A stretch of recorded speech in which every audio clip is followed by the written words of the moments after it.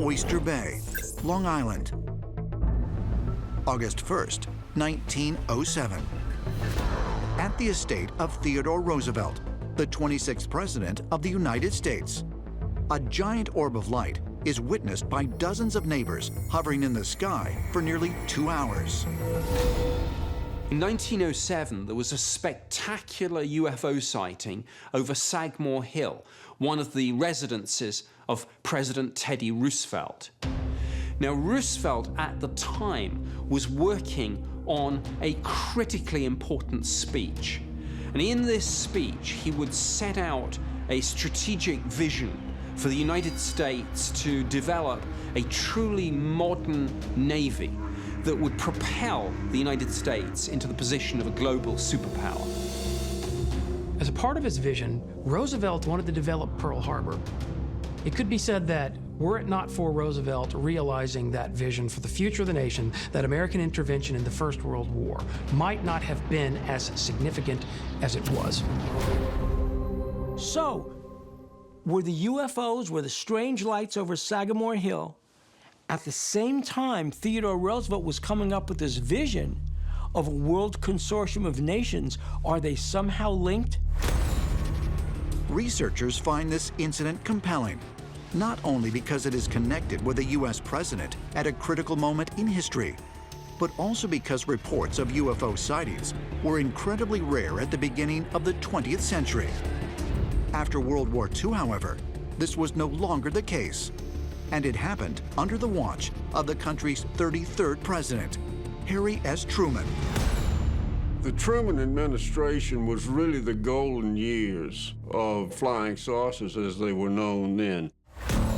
You had Kenneth Arnold sighting, you had Roswell, but then the great incident was the Great Washington Merry-Go-Round, where in 2 weekends in July 1952, Washington, D.C. was overrun with strange objects that were tracked by the radar at National Airport and radar at Andrews Air Force Base. This is David Brinkley in the radar room at Washington National Airport. On these radar screens last Saturday, they saw something strange and unusual and at the moment unexplainable. It was not an airplane, it was not a cloud, nobody knows what it was. The second weekend, jets were scrambled. And one pilot called and said, "What should I do?" Meaning, should I fire on them? And the strange objects all of a sudden backed off and disappeared. When President Truman was questioned about UFO incidents like the Washington, D.C. sightings, he remarkably did not deny the possibility of flying saucers.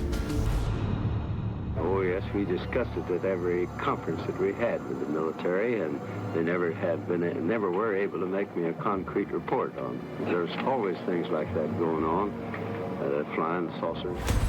Many researchers point out that it was at this point in history, the dawn of the Cold War, that Truman established a policy of government secrecy that has come to be known as the national security state. President Truman really sends us down the path to the modern security state with the National Security Act 1947.